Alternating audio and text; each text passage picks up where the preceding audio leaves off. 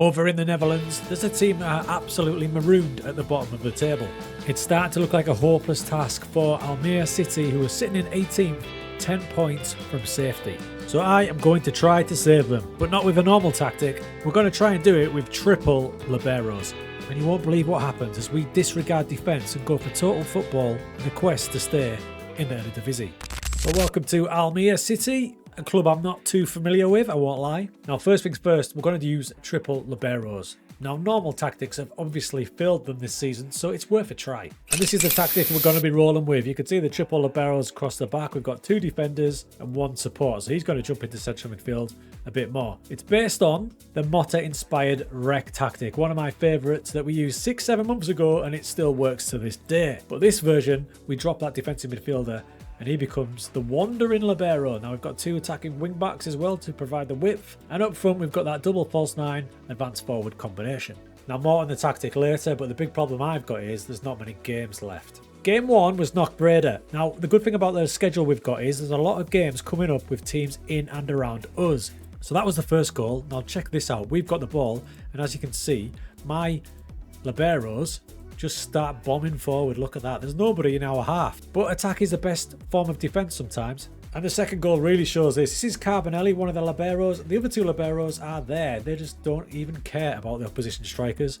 As we go forward now, there's nobody there and everybody is racing towards the box. This is carnage. Everyone, all of my outfield players, as you saw from that clip, if we lose the ball and the keeper gets it, he just needs to pump it long and we are in the mud. But desperate times call for desperate measures, and that gave us a 3-0 win. And as you can see from the player ratings, they seem to do pretty well. Although goalkeeper Nordin Bakker is going to be earning his money. So back to the tactic. To give us some sort of stability, the 2 midfielders will both be on defence duty. Ball winning midfielders, so they're not going to venture too far. Quite often during the match, if you do go to use this tactic, you'll see the Liberos going past them, either side, and especially down the middle with Carbonelli. Next up was Willem, a team down in 16th. This move here will show you why them 2 midfielders are so important. If I pause it now, you can see Van der Kamp is the deepest player. He's a central midfielder. The Liberos are charging past him. Look at them all. But I think it's confusing the opposition, as this leads to a goal, and that gives us our 2nd successive victory. Those 2 back-to-back wins have moved us up off the bottom of the table to 17th, but we're still 6 points from 15th placed Zwolle. And it was Zwolle we played next. I did say the schedule was quite kind to us, and we took the lead on 14 minutes, and then we raced into a 2-goal lead. Zacharitis, so important down the left-hand side. I thought we were going to go 3 out of 3, but we got a bit sloppy, and Zwolle fight back from 2 goals down to level it up. And it drops us back down to the bottom of the league. So we're bottom of the league again, and we've got the small matter now of PSV away. Scary looking fixture for sure, but on 75 minutes, Hay did that. And then in injury time, with PSV pushing for an equaliser, we only went and stole it. A stunning performance. I don't think PSV expected us to come to their spot with 3 Liberos. And I think I've just wrecked PSV's title challenge, and down the bottom, teams around us seem to have lost, because now we're only 3 points off Zwolle and 1 point off the playoffs with Willem. Possibly one of the most fluid tactics we've ever used. We've got 2 Liberos who come to about there. Don't really go much further than that, although on occasion you will see them get on the edge of the box when we're really attacking. This guy just roams wherever he wants, with the fullbacks bombing on either side, as you've seen from Zacharitis, and then you've got 2 floating strikers.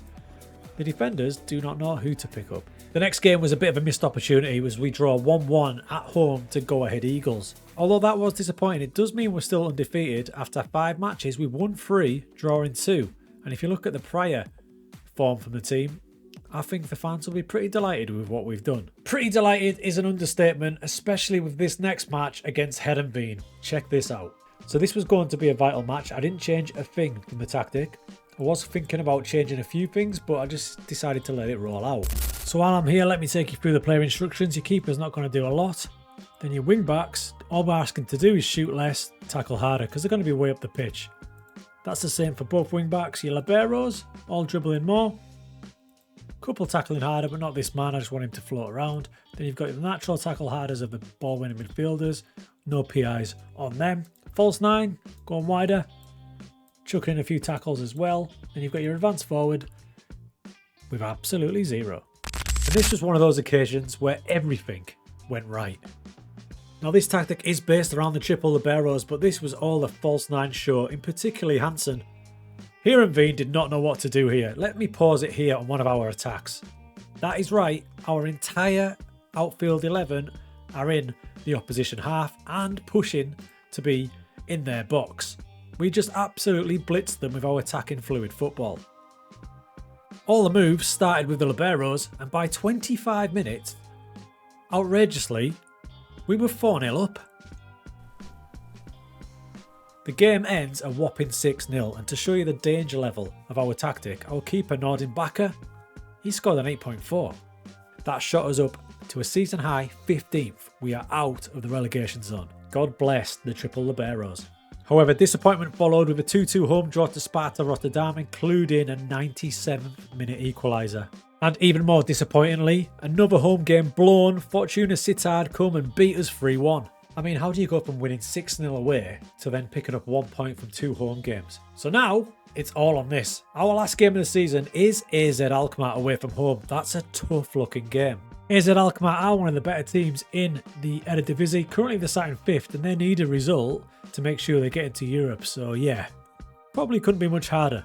And if you look at the league table, it's super tight down there and we currently sit in the relegation playoff. So as a guide, these have been the key players. The left back's got a truckload assists. Zagaritis has got 3 assists coming from left back in only 8 matches. Hansen, creative striker, floating around, 5 assists. And the main goal scorer Yassim, 8 goals in 8 matches. So if you get a good goal scorer, you're always going to have a chance. Now, interestingly, the Liberos have not been great. If you look at Mamenji here, now he looks like a perfect Libero. He's good on the ball, he's got good positioning, and he could play a left back or defensive midfield. To me, he's the perfect Libero, but he is only averaging 6.79. The other, more defensive Libero, Martins, again, Dutch football produces good technical players, so you've always got a chance with these type of players. And the reason I chose Carbonelli to be my more advanced Libero, well, as you can see, he's a midfielder. He can even play in the pocket. I mean, if you're going to build a Libero, he's pretty much perfect. Early signs were we were going to be under a bit of pressure this match, but we just started to turn things round. However, it was a disaster on 29 minutes as we fall behind to my old friend Van Bommel. We were living dangerously, as you can see. That's our philosophy. That's the Libero, and there's literally nobody in behind him, which is all well and good. But when you lose the ball, the counter-attack threat is very, very real. Poku running through, but thankfully, the keeper saved us again. So a brave effort, we lose 1-0. Our great run ends with 2 back-to-back defeats, and that means we fail to rescue Almere City. I mean, we did the hard work. We beat PSV. We beat Heerenveen 6-0 and I just blew it at the end. So my record at rescuing clubs, well, it's a bit sketchy at the minute. The triple Libero, it was oh so close.